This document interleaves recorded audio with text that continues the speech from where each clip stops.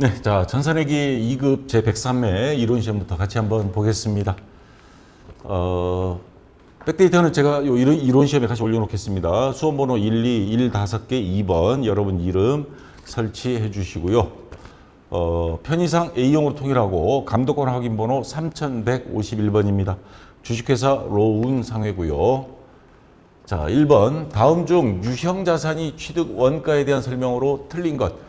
유형자산을 취득할 때 들어간 여러 가지 제 비용은 다 더하는 게 원칙이죠. 자, 그런데 보면 기존 건물이 있는 토지를 취득한 후 기존 건물이 즉시 철거 비용은 토지 취득 원가에 포함한다. 자, 토지의 정지 작업 같은 거 있죠. 토지를 편편하게 한다거나 새로운 건물을 짓기 위해서 낡은 건물이 있어요. 그걸 철거해 버렸어. 그 비용은 토지 금액에 더해 주는 게 원칙입니다. 자, 맞고요. 기계장치를 구입 목적에 사용할 수 있을 때까지 발생한 설치비, 시운전비, 이거 당연히 취득원가에 더해줘야 되겠죠. 그 다음에 유형자산 취득과 관련하여 발생한 제세공과금은 유형자산이 취득원가에 더한다. 여기서 말하는 제세공과금은 취득세, 등록세 한 번으로 끝납니다. 취득할 때. 자, 이거 다 더해주는 게 맞고요. 근데 토지 등이 재산세 또는 종합부동산세 이건 뭐예요? 해마다 나오는 거죠. 이거 토지를 처분할 때까지는. 그러면 요거는 취득할 때 해당 비용이 아니고 보유할 때 비용입니다. 다시 말해서 세금과 공과로 처리합니다. 그래서 요거는 취득원가에 가산한다. 요게 틀린 것이 되고 정답이 되겠습니다. 자, 되고요. 그 다음 2번 문제. 자, 다음 중 재무상태표상 자본과 관련된 설명으로 틀린 것. 자, 여기 보시면 뭐 자기 주식, 그 다음에 자기 주식 처분이익, 그 다음에 뭐 감자차손. 자, 자본 항목 어디에 들어가느냐 이렇게 나온 문제가 나왔습니다. 이런 경우는 계정관리 정의 등록 메뉴 보면서 하세요. 이거 다 암기가 불가능하죠. 그래서 자기 주식을 취득한 경우 자기 주식 자본 조정 맞죠? 자기 주식 자본 조정으로 회계 처리하고 이를 처분할 때 이익이 발생한 경우 이걸 자기 주식 처분 이익이라 하죠. 자본잉여금으로 처리한다. 자기 주식 처분이익, 자본잉여금 맞습니다. 이런 식으로 계정관리 및 정의 등록 메뉴를 보면서 자, 1번은 맞는 거고요. 그 다음에 2번 감자차손은 감자차익과 우선 상계하고 감자차손이 생겼어요. 감자가 뭐예요? 주식을 줄이는 거죠. 회사에 발행하는 건 증자, 줄이는 건 감자. 자, 줄이는데 그 전에 감자차익이 있어요. 그러면 그거를 차감하고 남는 것만 어떻게 자본잉여금으로 분류한다? 감자차익 자본 조정 항목입니다. 그래서 얘는 틀린 거죠. 그래서 2번이 일단 정답은 되고요. 자, 그 다음 3번. 자본잉여금은 무상증자를 위해 자본금으로 전입시키는 경우에 사용되기도 한다. 잉여금은 크게 두 가지가 있죠. 자본잉여금, 이익여금. 그리고 이 잉여금들은 주주들한테 배당금으로 주거나 또는 현금 배당 외에 주식으로 주는 경우가 있습니다. 그걸 무상증자라 그럽니다. 자, 그럴 때 사용해도 됩니다. 그래서 맞는 말이고요. 자, 주식 할인 발행 차금은 주식 발행 초과금이 있을 때 요거 상계하고 잔액이 남을 경우 주식 할인 발행 차금은 자본 조정 항목 맞습니다. 그래서 4번은 맞고요. 자, 이제 3번 문제. 다음 중 일반 기업회 기준상 현금 및 현금성 자산. 현금성 자산은 현금은 뭐 금고에 있거나 또는 보통 예금처럼 요구불 예금 아무 때나 현금화가 가능한 것들은 현금으로 분류하고 현금성 자산은 3개월 이내에 결산일 현재 3개월 이내에 현금화가 가능한 것들이 들어가죠. 자, 미국 달러화 지폐 100불 이건 어떻게? 은행에 가면 아무 때나 환전이 가능하죠. 현금으로 보고요. 사용에 제한이 없는 보통 예금 500만 원 이것도 가면 바로 인출할 수 있으니까 현금으로 취급합니다. 회계상. 만기가 도래하여 현금 회수가 가능한 받으러면 1,000만 원. 어음이 만기가 됐어요. 부도가 안 났어. 그러면 은행에 가면 바로 현금화가 가능하죠. 그 다음에 상환일이 1년 내인 단기 대여금 이건 아니죠. 3개월 이내여야 됩니다. 그래서 얘는 안 되고 4번이 정답이 되겠습니다. 자, 그 다음 4번 계산 문제. 자, 다음 자료를 이용하여 영업이익을 계산하면 얼마인가? 자, 손익계산서 구조 제가 갖다 놨습니다. 이거 암기하면 편하죠. 매출액에서 매출허가 빼면 매출총이익, 판매비와 관리비 빼면 영업이익이죠. 자, 매출액이 1억 원입니다. 1억 원. 그 다음 매출 원가가 5천만 원이에요. 마이너스 5천만 원. 그러면 매출 총이익이 5천만 원이죠. 자, 여기에다가 판매비와 관리비를 빼야 됩니다. 차량 유지비, 판매비와 관리비죠. 기부금은 이건 영업의 비용입니다. 잡손실도 영업의 비용. 접대비는 우리가 부가가치세 신고할 때 매입세액 불공 내역이지만 판매비와 관리비로 장부상의 비용으로는 인정이 됩니다. 그러면 100만 원, 500만 원 하면 600만 원이 되죠. 판매비와 관리비가 빼면 영업이익은 4,400만 원이 됩니다. 그래서 정답은 여기 있죠. 3번이 정답이 되겠습니다. 만약에 순서를 못 외웠다 그러면 프로그램 K립에서 거기 뭐예요? 손익계산서 들어가서 보면서 하세요. 자, 다음 중 사채에 대한 설명으로 옳지 않은 것. 사채는 뭐예요? 기업이 자금 조달할 수 있는 세 가지 방법. 은행권에서 대출 받아오거나 주식을 발행하거나 채권 발행하는 겁니다. 자, 사채 발행 비용은 사채의 발행가액에서 차감한다. 사채를 발행하는데 회사에서 은행이나 또는 증권회사에 맡깁니다. 우리 채권 좀 대행해서 팔아주세요. 그러면 거긴 수수료를 받죠. 그게 바로 발행 비용입니다. 발행 비용은 사채 발행 가액에서 뺍니다. 빼서 기록을 해야 되고 맞고요.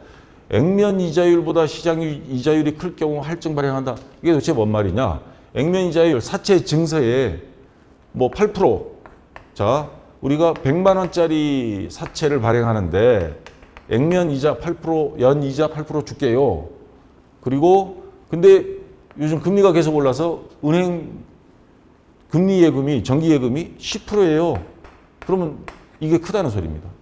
그러면 누가 채권 사요? 은행은 부도날 염려는 거의 없는데 채권은 옛날에 뭐 대기업도 부도나는 판인데 대우그룹처럼 그러면 이거 안 사죠 아무도.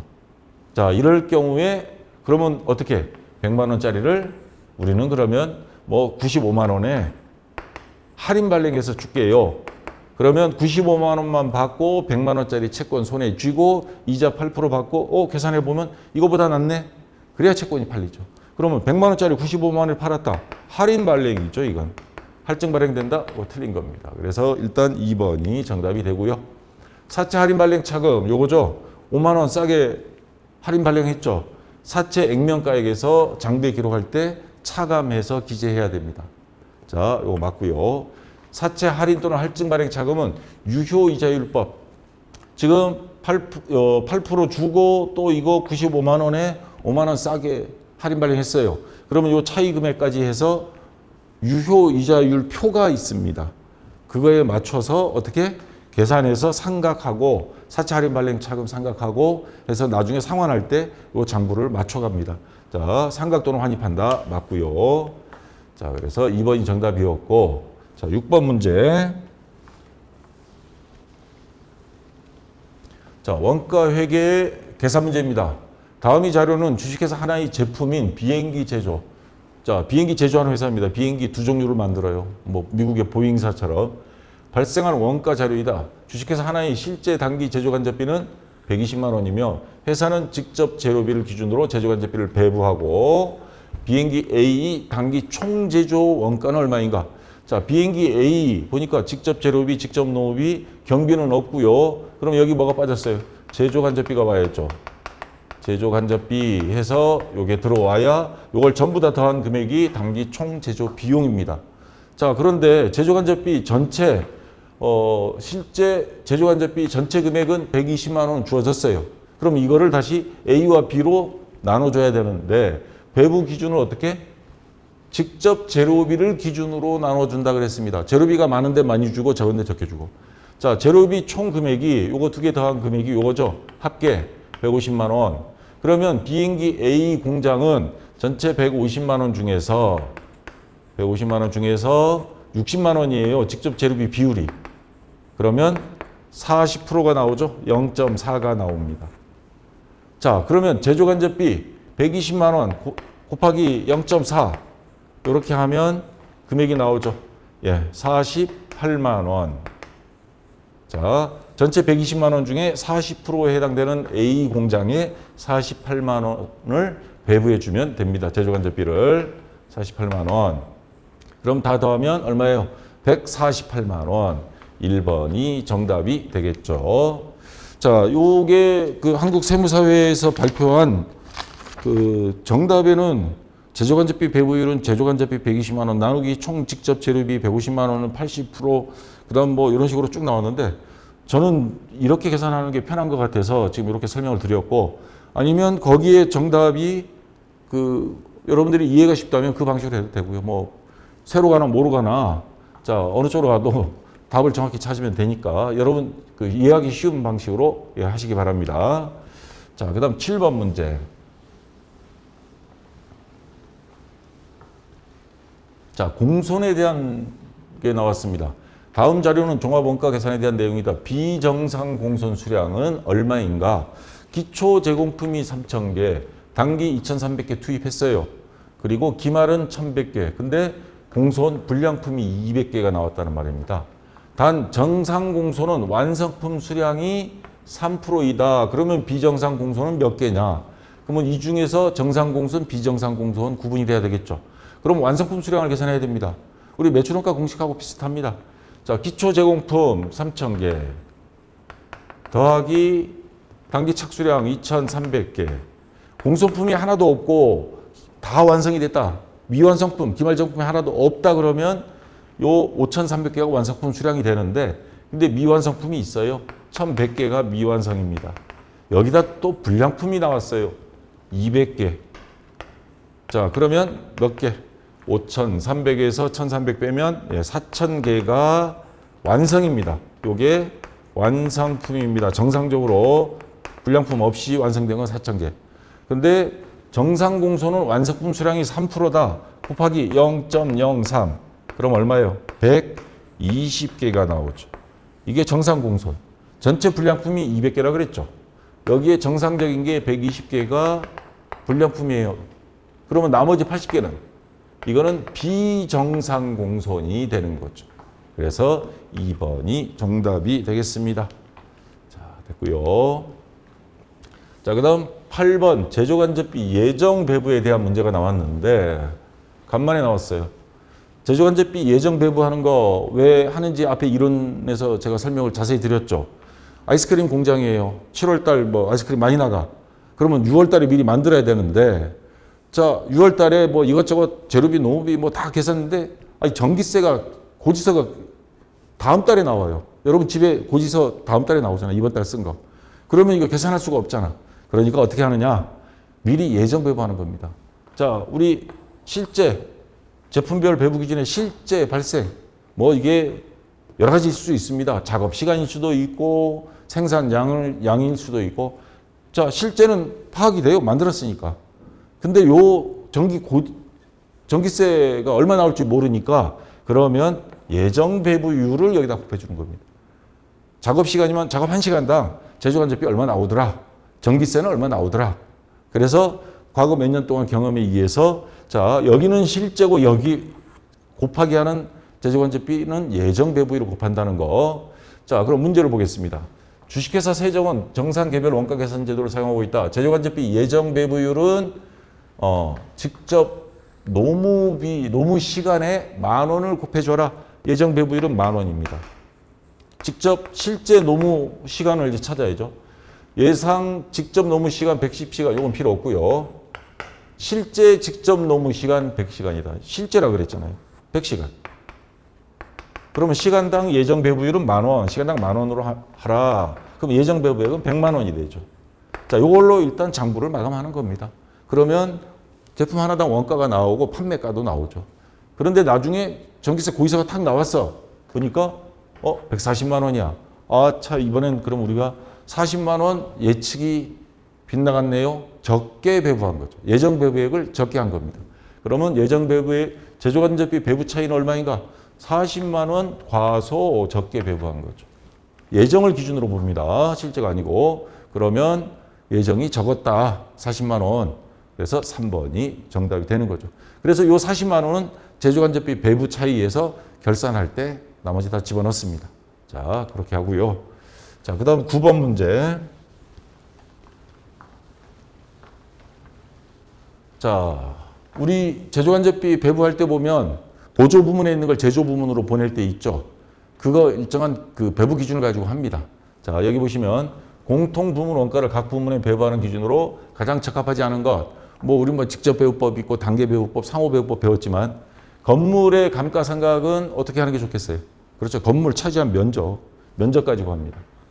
종업원 복리후생, 종업원들한테 추석 선물 준다. 그럼 사람 수에 맞춰서 줘야죠.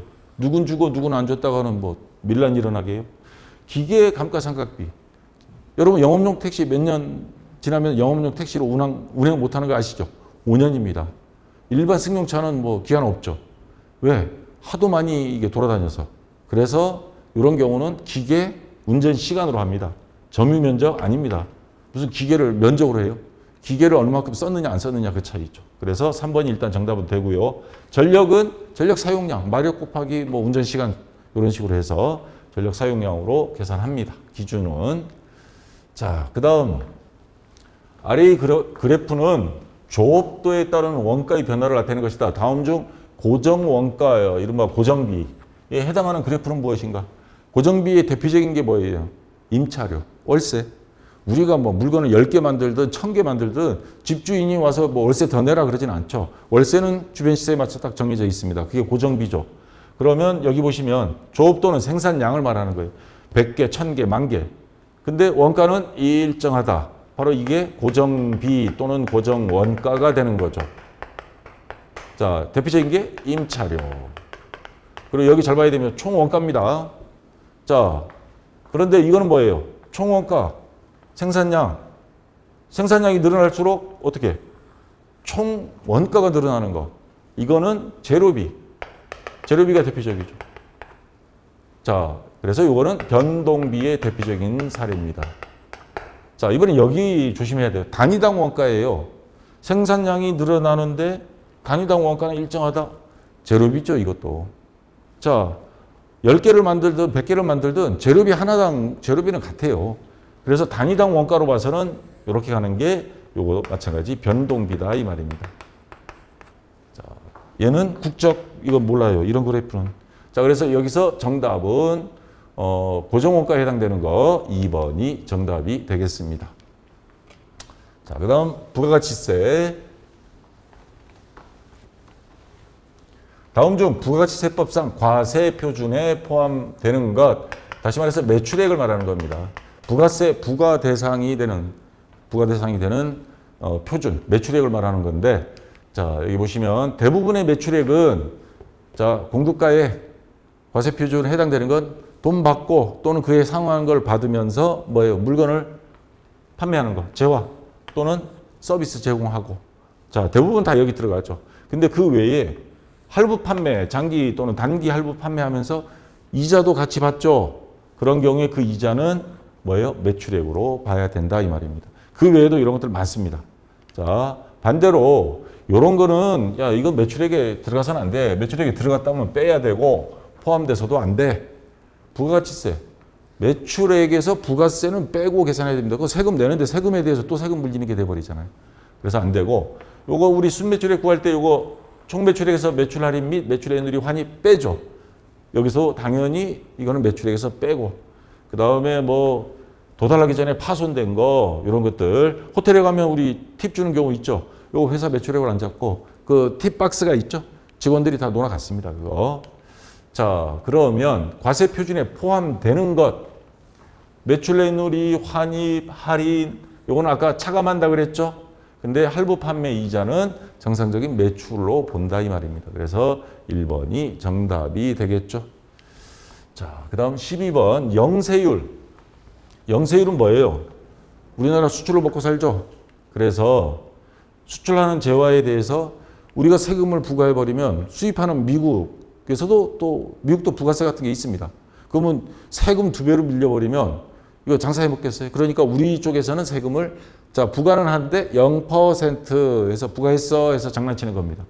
자, 이러한 것들은 그래서 이건 미국도 알고 있어요. 그래서 이중 과세를 막기 위해서 자 우리도 부과하는데 미국도 부과하지 않도록 반대로 이제 우리나라에서 안 하는 거죠. 자, 그 다음에 우리나라 항공기들 대한항공, 아시아나항공 외국 많이 나가죠. 거기에다가 또 배도 H&M 같은 경우 해외에 나가죠. 이러한 용역 물건 실어다 주고 요금 받는 거 이런 것들은 영세율을 적용하고, 그다음에 영세 기업들은 직접 수출이 안 되니까 국내 내국 신용장에 의해서 간접 수출합니다. 자, 그런 경우에도 영세율을 적용해서 0%로 거의 세금을 안 냅니다. 자, 그다음 국외에서 제공하는 용역, 우리나라 해외 플랜트 사업, 해외 공사, 건설 이런 것들은 그쪽에서 건설은 자재를 우리가 하지만 수주를 받아서 주문 생산 방식이기 때문에 용역으로 보는데, 이러한 경우에 이것도 전부 다 영세율을 적용한다는 거. 자, 틀린 거 찾으라 그랬습니다. 영세율에 대해서. 영세율 제도는 소비지국, 우리가 미국에 수출하면 미국이 소비지국이죠. 과세하도록 함으로써 국제적인 이중과세를 방지하고자 하기 위한 제도이다. 우리나라에서는 세금을 안 물리기 위한 것이다. 맞죠? 국외에서 공급하는 용역에 대해서는 영세율을 적용하죠. 아니한다? 이게 틀린 겁니다. 그러면 해외 건설, 우리나라에서 세금 물리고 그 나라도 물리고 안 되겠죠. 그래서 2번이 일단 정답이 되고요. 비거주자나 외국 법인이 국내 거래에 대해서는 영세율을 적용하지 아니함을 원칙으로 하되, 외국 법인이 우리나라에 와서 물건 팔아요. 근데 상호주의에 따라 영세율을 적용하기도 합니다. 외국 기업에 대해서 어떤 때는 물리기도 합니다. 자, 그 다음에 국내 거래도 영세율 적용 대상이 될 수 있다. 아까 내국 신용장에 의해서 국내에서 제조하고 수출 대행업체에 맡기기도 하고, 그런 경우에는 자, 영세율 적용 대상이 됩니다. 또 직접 수출을 하더라도 원재료를 국내에서 매입을 해서 만들어야 되잖아요. 그러면 그 원재료를 이렇게 사왔을 때 그거는 전자세금계산서 발행을 하는데 0%를 적용합니다. 자, 됐고요. 그 다음 13번 문제. 다음 중 부가가치세법상 용역이 공급에 해당하지 않는 것. 자, 건설업의 경우 건설업자가 건설 자재의 전부 또는 일부를 부담하는 것, 이거 용역의 공급으로 봅니다. 재화의 공급으로 안 봅니다. 건설 자재를 썼는데, 왜냐하면 주문 받아서 이렇게 만드는 거잖아요. 그래서 일종의 서비스를 적용했다라고 보는 겁니다. 자, 자기가 주요 자재를 전혀 부담하지 아니하고 상대방으로부터 인도받은 재화를 단순히 가공만 하는 거. 상대방이 어떤 물건 가지고 왔어. 가지고 와서 요거 좀 손봐줘 해서 주요 자재가 아닌 뭐 볼트, 너트 몇 개 하고 이렇게 해서 손봐서 줬을 때 그 AS죠. 그런 경우는 뭐예요? 가공으로 보는 것. 요거는 용역의 공급으로 봅니다. 근데 조심해야 될 거는 주요 자재가 들어가지 말아야 돼요. 자, 컴퓨터 대리점에서 CPU를 그냥 교체했어. 그건 주요 자재죠. 그런 경우는 그건 용역 서비스 제공이 아니고 부분적으로 재화의 판매로 봐야 됩니다. 자, 주요 자재가 전혀 들어가지 않았으니까 맞고요. 상업상 또는 과학상의 지식, 경험 또는 숙련에 관한 정보를 제공하는 것. 요거 공인회계사, 세무사 이런 경우들 지식을 전달해주고 그런 것들은 자, 용역이 공급으로 봅니다. 자기 주요 자재의 전부 또는 일부를 부담했어요. 그럼 요거하고 충돌이 생기죠. 상대방으로부터 인도받은 재화를 가공하여 새로운 재화를 만드는 가공 계약에 따라 재화를 인도하는 것, 이거는 재화의 공급으로 봐야 됩니다. 용역의 공급이 아닙니다. 그래서 4번이 정답이 되는데, 자, 용역의 공급 이거 굉장히 헷갈려요, 사실. 자, 계약상 법률상의 모든 원인의 역물을 제공하거나 재화 또는 시설물 또는 권리를 사용하게 하는 것. 그래서 건설업의 경우는 건설 자재의 전부 또는 일부를 부담하는 경우, 건설업은 예외입니다. 주요 자재 다 부담합니다. 단순 가공인 경우 전혀 부담하지 않아야 되고, 정보 제공, 산업상 또는 과학상의 경험 또는 숙련 뭐 이런 것들 지식을 전달하는 것은 용역이고, 여기에서 4번은 그래서 틀린 것 정답이 되겠습니다. 자, 14번 문제. 자, 이제 소득세입니다. 다음 중 소득세법상 소득공제 및 세액공제. 우리 소득공제 대표적인 게 인적공제. 이런 거 있죠? 세액공제 가면 뭐 여러 가지 있잖아요. 보험료라든가 기타 신용카드 이런 건 세액공제고, 판다 시점에 관한 내용으로 틀린 것. 자, 인적공제 나이가 만 20세 이하죠. 근데 애매한 경우가 있죠. 이게 원래 나이가 만 20세였다가 21세가 돼버렸어. 자, 보통 12월 31일 1년치 소득세 연말정산을 하잖아요. 그러면 그 안에 있기만 하면 원래까지는 돼요. 사망도 마찬가지입니다. 이혼은 안 돼요. 이혼은 안 되고, 배우자 공제 그건 안 되고. 자, 나이 판정 시 과세기간 종료일인 12월 30일의 상황으로 보는 게 일단 원칙입니다. 자, 그리고 나이 4번 먼저 할게요. 나이 판정 시 해당 과세기간 중에 요건을 충족하는 날이 하루라도 있으면 공제 대상으로 봐서 12월 30일 기준으로 올해까지는 만 20세였어 라고 하면 되는 겁니다. 자, 그 다음에 장애인 공제가 있죠. 장애가 치유된 자에 대해서는 치유일 전날이 상황에 따르면 됩니다. 치유일 전날이 올해 들어가 그러면 장애인 공제가 됩니다. 근데 요 3번이 문제예요. 과세기간 중 사망한 자에 대해서는 그 사망한 게 올해 안에 있으면 되긴 되는데 근데 기준일이 뭐냐? 사망일 전날입니다. 사망일이 아닙니다. 근데 이 좀 치사한 문제예요. 말장난하는 것도 아니고 사망일이 상황에 따른다가 아니고 사망일 전날 상황에 따라서 세법에 자세히 찾아보면 있습니다. 그래서 일단 여기에서는 3번이 정답이 됩니다. 원칙은 인적공제든 사망했든 장애인이든 그 해당되는 해 단 하루라도 들어가면 된다 이 말입니다. 이혼만 안 돼요. 왜냐하면 2월 달에 이혼하고 9월 달에 재혼해버릴 수도 있잖아요. 그러면 양쪽 다 인적공제가 되니까. 그래서 그거는 안 되고. 자, 마지막 15번 문제.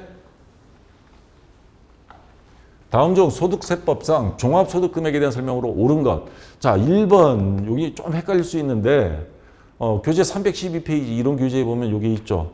종합소득은 자 이자, 배당, 근로, 연금, 기타, 사업. 요 사업은 안 되는데 요거는 금액이 얼마 안 된다. 뭐 연 2천만 원 이하 금융소득 같은 경우는 분리과세. 분리과세하면 종합소득에는 안 들어가고 오바되면 종합소득에 들어가고.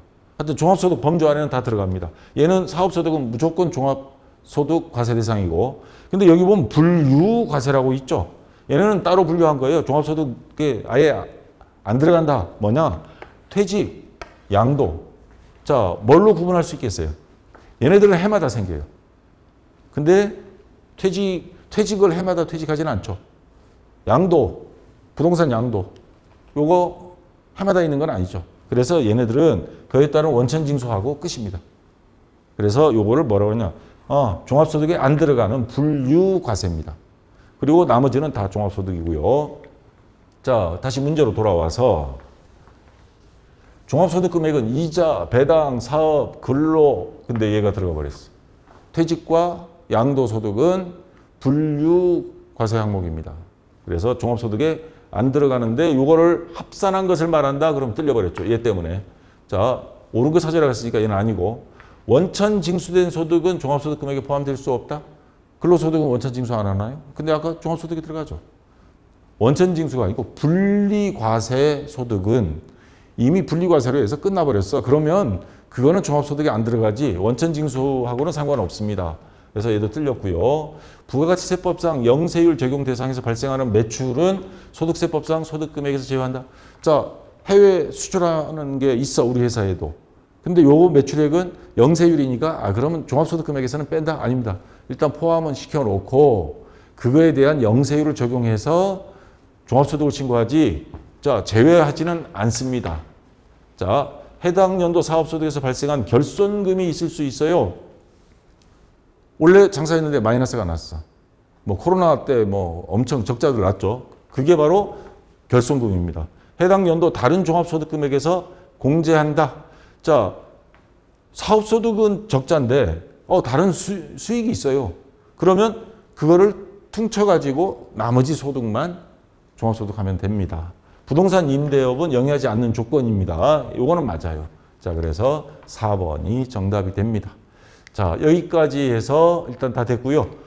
유튜브에서 하시는 분들, 우리 카페는 상관없는데 유튜브에서 하시는 분들 질문 유튜브에 자꾸 올리면 제가 거기까지는 미처 손을 못 쓰니까 질문 답변, 여기 그리고 한 30만 개, 50만 개 질문 답변이 있어요. 여기서 검색하시면서 궁금한 거는 찾아보시고요. 그리고 화면이 흐리다는 분들 요 밑에 요 톱니바퀴 클릭하면 요 1080으로 해서 지금 4K급으로 고화질로 찍어놨습니다. 그래서 요거를 클릭하면 선명하게 보일 겁니다. 자, 수고하셨고요. 좀 쉬었다가 다음 시간 이어서 실무시험 같이 한번 해보도록 하겠습니다. 자, 수고했습니다.